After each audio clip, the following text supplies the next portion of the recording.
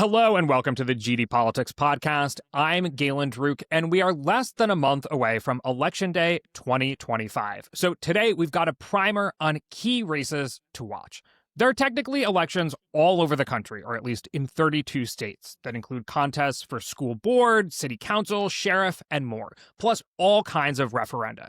But the real blockbuster races are the gubernatorial and legislative races in New Jersey and Virginia, the mayoral race in New York City, and the redistricting ballot initiative in California. Call it the revenge of the coasts. Okay, maybe if you're lucky, we'll talk about those special state Senate elections in Minnesota, but we'll have to see. The New York City race, as you might have heard, is a rematch between former Governor Andrew Cuomo and State Assemblyman Zohran Mamdani, with perennial Republican candidate Curtis Sliwa along for the ride. In New Jersey, Democrats are starting to get angsty as the governor's race between Democrat Mikey Sherrill and Republican Jack Ciattarelli looks to be a single-digit race, maybe even a low single-digit race. In Virginia, while the governor's contest looks like an easier bet for Democrats than historically blue or New Jersey, that hasn't stopped a spate of scandals from disrupting some of the down-ballot statewide races. And lastly, the California fight over redistricting, Prop 50, is already the third most expensive ballot measure in state history, with $215 million in spending as of the first week of October. The polling looks somewhat positive for Democrats hoping to gerrymander the state, but polling in such an irregular race can be tricky. Here with me to dive into all of this is Deputy Editor of Inside Elections, Jacob Rubashkin. Welcome to the podcast, Jacob. Thank you so much for having me, Galen. Always a pleasure. Likewise, always a pleasure. I should also mention that if you, dear listener, are interested in the 2025 election and are in or around the New York City area, Nate Silver, Claire Malone, and I have a live show at the Comedy Cellar on Monday, November 3rd, which is the day before Election Day. It's sure to be rowdy, and I will drop a link in the show notes. But Jacob, out of deference to your geographic location, let's start with the race that's in your backyard, Virginia. Okay, How's the governor's race shaping up there? First of all, as someone who grew up in Maryland, very different areas. We don't claim Virginia, but Wait, but don't you live in D.C. now?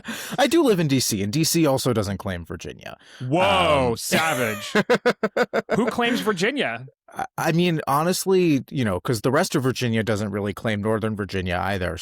It's politics are complicated down there, as opposed to everywhere else where it's very easy and straightforward. And everyone gets along. Exactly. Look, I think the Virginia gubernatorial race is proceeding basically as we anticipated heading into this year. I mean, everyone who covers these races knows that there is a very robust historical trend in which the party that wins the presidential election in the even-numbered year goes on to lose the Virginia gubernatorial race the following year. The only time that didn't happen was in 2012 and 2013.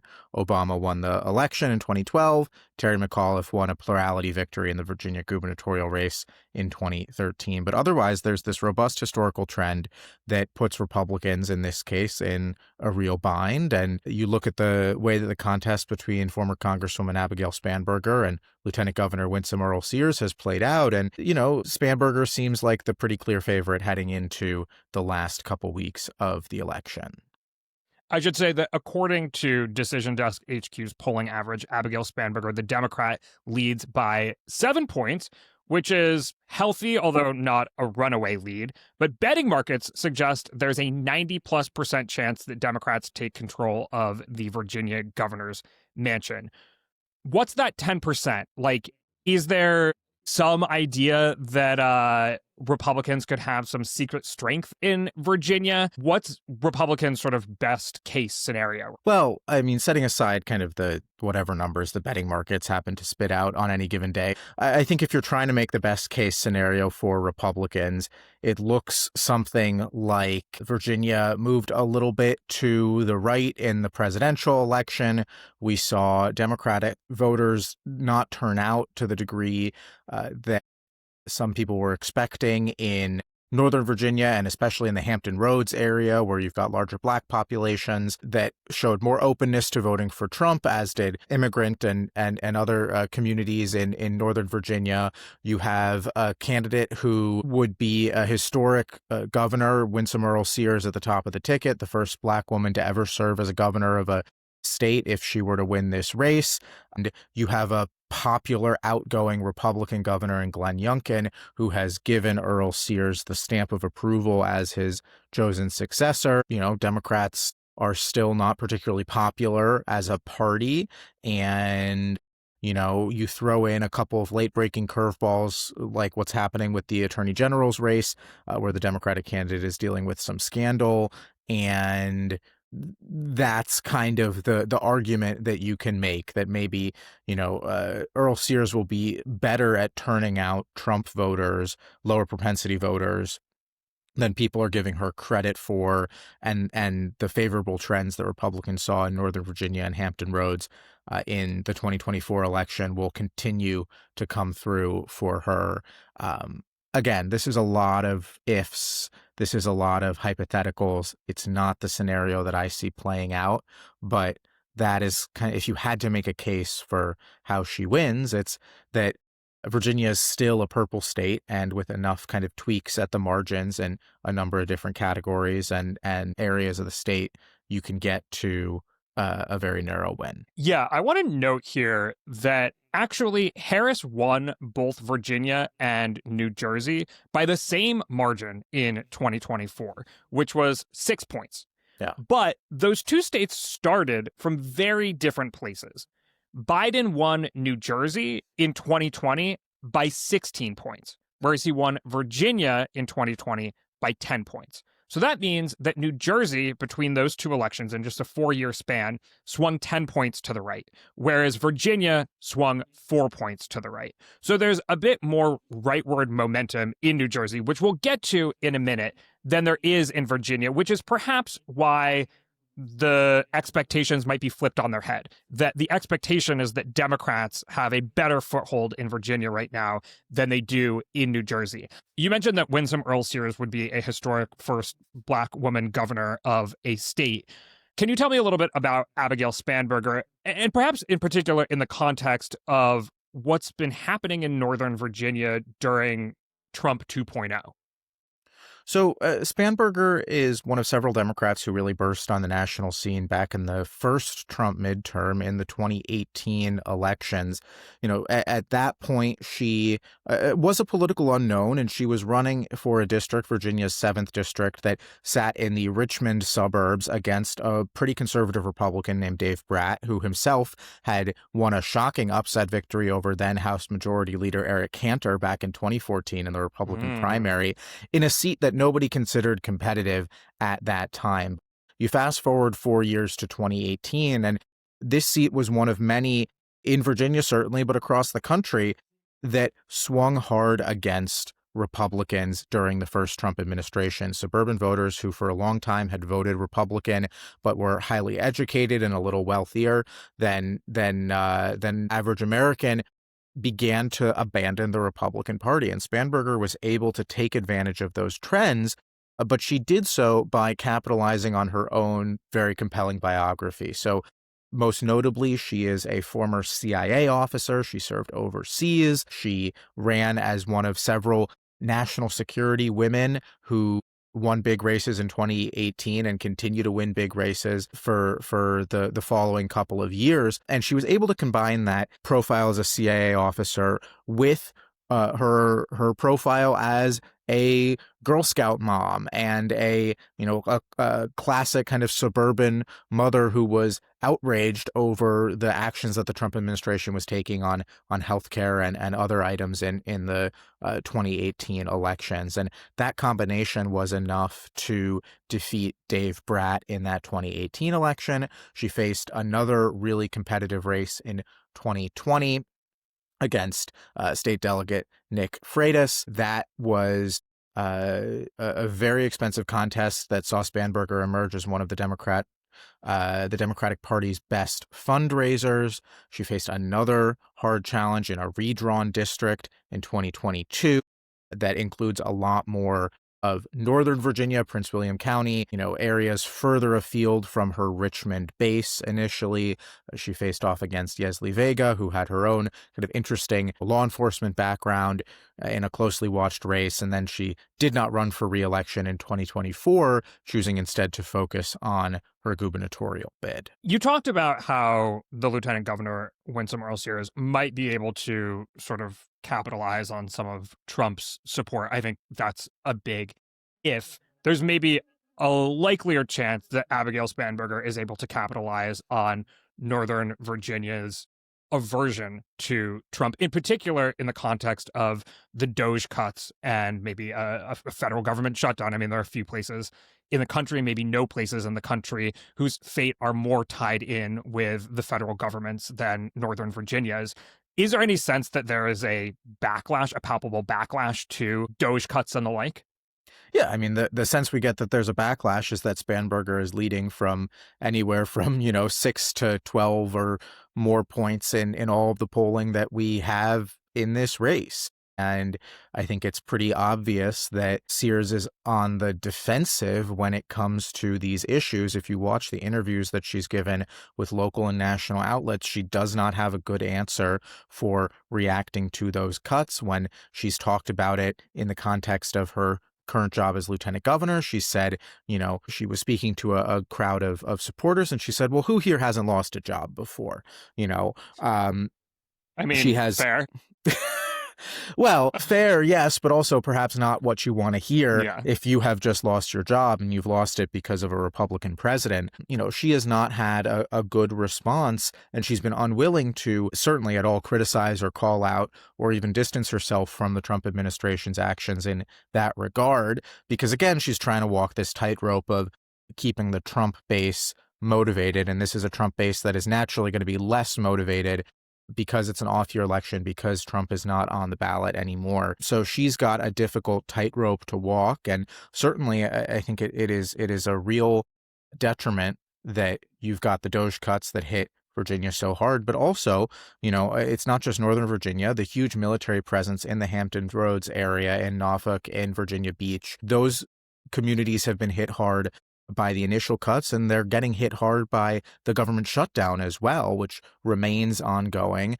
There's a tremendous contractor community in Virginia, right? It's not just federal employees, and the contractors are the ones who ultimately draw the shortest stick in these shutdowns, because even as federal employees are legally required to get back pay, contractors do not have those same protections. So there is a real kind of economic sword of Damocles hanging over a big part of the Virginia economy right now, and voters blame Republicans for that. That is going to be a serious challenge for Sears and for the other Republicans running statewide in Virginia. You mentioned the other Republicans running statewide in Virginia, which brings us to some of those down ballot races where there have been scandals, first surrounding the Republican lieutenant governor candidate, John Reed, and now surrounding the Democratic Attorney General candidate, Jay Jones. Honestly, it wouldn't be a Virginia election if there wasn't some sort of like Russian nesting doll of scandals facing the people involved. I'm, of course, hearkening back to the sort of, it was like an accusation of blackface followed by an accusation of sexual misconduct, then another accusation of blackface that we're facing Ralph Northam and company several years back during Trump 1.0, I think it was. But these were some touchy scandals, but to the extent that we can get into the details here surrounding John Reed and Jay Jones. Yeah, I mean, look, I think that the Reed news obviously has been around for a little longer. I think that right off the bat, there was a segment of the Virginia Republican Party that was very uncomfortable with having an openly gay man as one of their 3 statewide nominees. I would think that you could probably count Winsome Earl-Sears as one of those people. She is quite famously and for a very long time has been very opposed to gay marriage. And, it took her a very long time to warm up to Reed as her running mate, essentially, in this race. Of course, the two are elected not on a ticket. They're elected in separate primaries. They're elected in separate general elections. But that certainly was an impediment, I think, from the beginning to their relationship. And then you layer on these successive stories about some of the accounts that John Reed has followed on Tumblr, this is such like a 2010s era scandal, a candidate's Tumblr page causing them all sorts of problems. But it was porn. He was following porn, and also there were nude pictures of him online. So he claims that none of this is true, right? And it's not obvious whether who the pictures are of. And as somebody who never was on Tumblr, I don't really know, the distinction between things that you're posting, things that you're reposting, reblogging, things that you like, things that show up on your page. It's okay, Jacob. No one was accusing you of having a Tumblr account.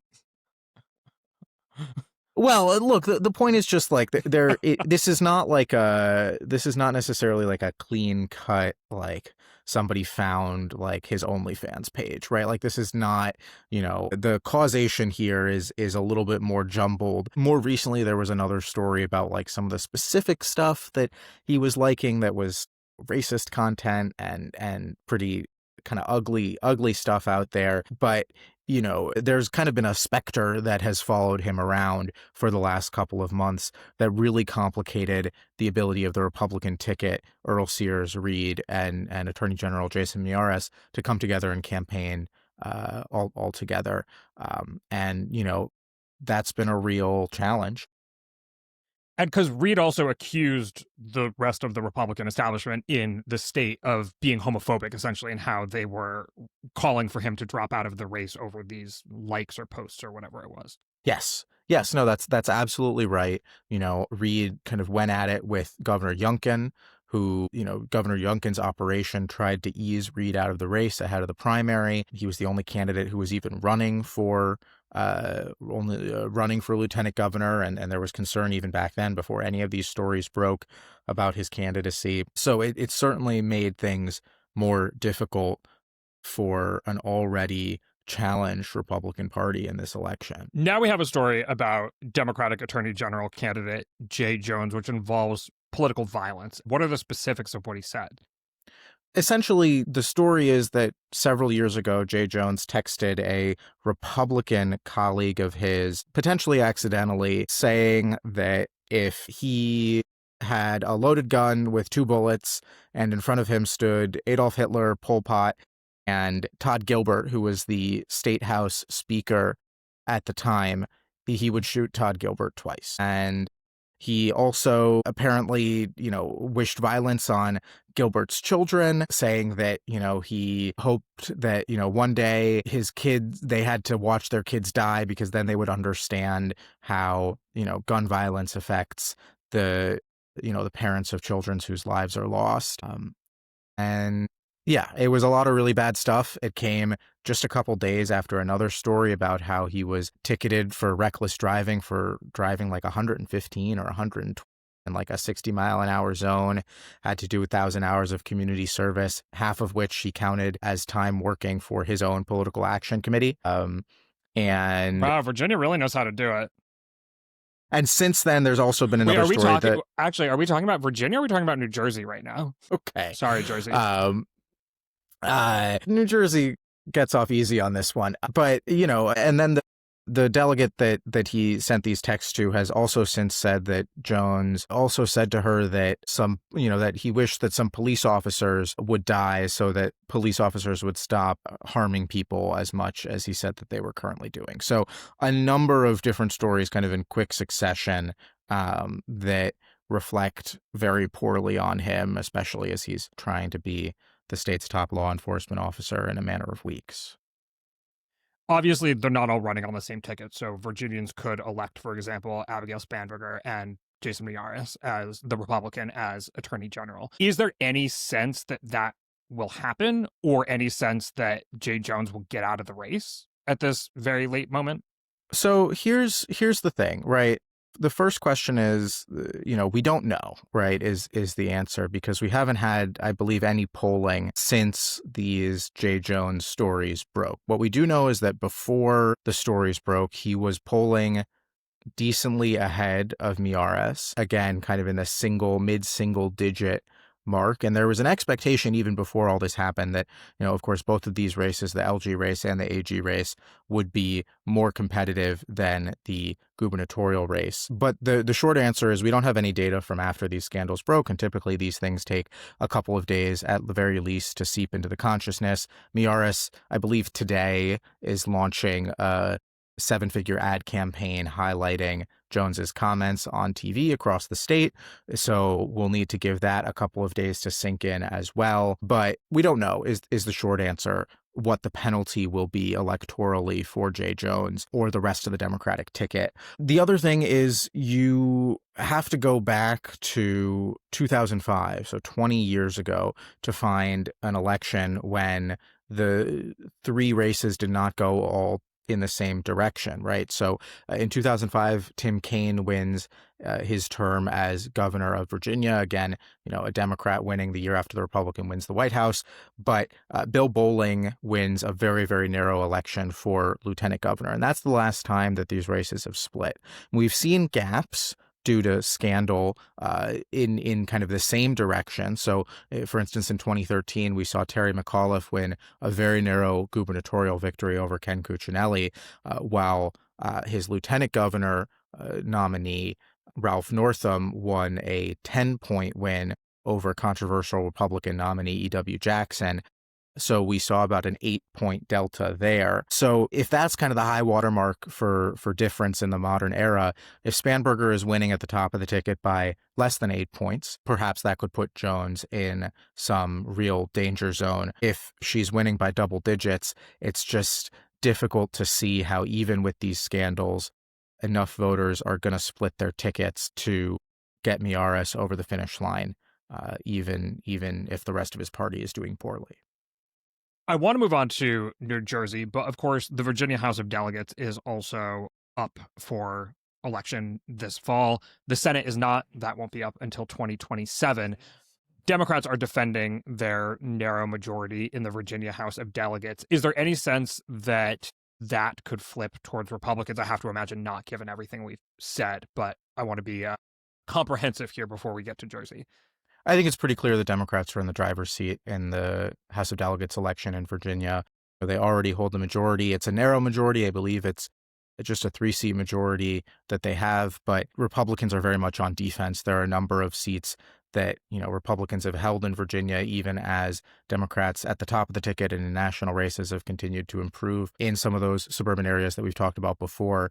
And those Republicans are in the fight for their lives. I would anticipate we see a Democratic net gain in the state House, certainly more likely that we see Democrats pick up ground than Republicans regain control. Okay, let's move on to my backyard, the Garden State, the Jers, where the governor's race is a little more spicy. So, according to the Decision Desk HQ polling average right now, Mikey Sherrill, the Democratic candidate, leads Jack Ciattarelli, the Republican candidate, by 5 points. Just to say it, the betting markets have this race at about a 75 to 80% chance of being a Democratic win.